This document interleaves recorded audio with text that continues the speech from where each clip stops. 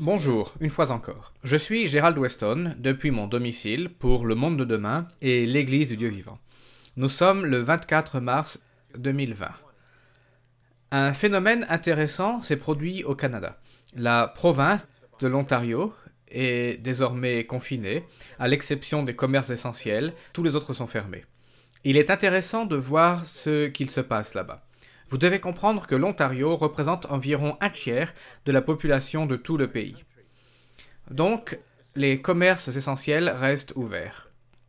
Les entreprises qui font la vente au détail ou en gros de denrées alimentaires, d'aliments pour animaux domestiques et de produits ménagers de grande consommation dont les activités sont nécessaires au maintien de la sécurité, de la salubrité et des activités essentielles des résidents et des entreprises, y compris les épiceries, les supermarchés, les magasins de proximité, les marchés et autres détaillants similaires. Tous ces commerces sont exemptés et doivent rester ouverts. Mais ce qui est intéressant est qu'un peu plus bas, dans la liste, nous trouvons les magasins de bière, de vin et de spiritueux, les producteurs d'alcool, ainsi que les magasins qui vendent de la bière et du vin dans le cadre d'accords avec des fournisseurs autorisés. Les magasins et producteurs de cannabis, eux aussi sont exemptés et peuvent donc rester ouverts.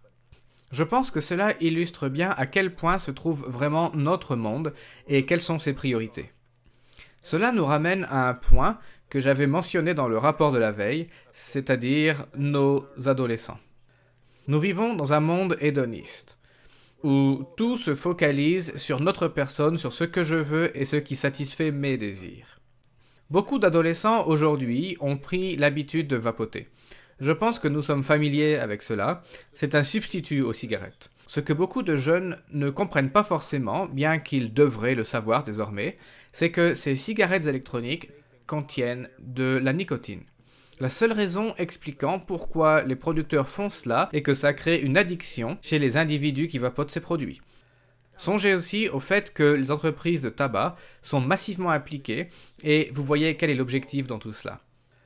Hier, aux actualités, docteur Mark Segal, a été interrogé sur le fait de vapoter et si c'était un problème. Il a répondu que plus ou moins 54% de ces individus qui se retrouvent sous assistance respiratoire ont moins de 60 ans. La tranche d'âge était pour les 19-49 ans ou les 19-59 ans, mais les 54% concernaient les moins de 60 ans. Il ajouta, en répondant à une question sur le vapotage, que cela semblait être un facteur. Un grand nombre de personnes, ou un grand pourcentage des gens qui finissent sous assistance respiratoire avant l'âge de 60 ans, fumaient des cigarettes électroniques. Il ne mentionna pas les cigarettes traditionnelles, mais je suis certain que c'est un autre facteur. Nous pensons parfois que cela affecte seulement les personnes âgées, mais cela affecte également les plus jeunes. Maintenant, j'ai un défi pour les jeunes qui sont peut-être en train de m'écouter.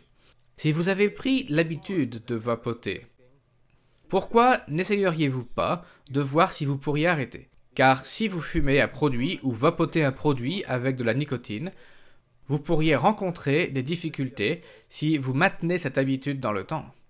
Comme vous le savez, il n'est jamais bon d'attendre qu'une crise arrive pour commencer à changer ses habitudes. Il vaut mieux changer avant.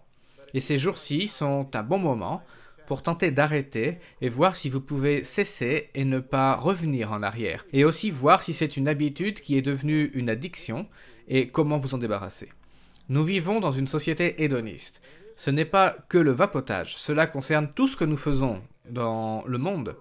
Et nous satisfaisons nos désirs, mais nos désirs, lorsqu'ils sont contraires à la volonté de Dieu, apportent tous ces problèmes qui nous affectent et que nous voyons à travers le monde. Donc, je vous laisse avec ce défi. C'était Gerald Weston pour le rapport du Monde de Demain et de l'Église du Dieu vivant.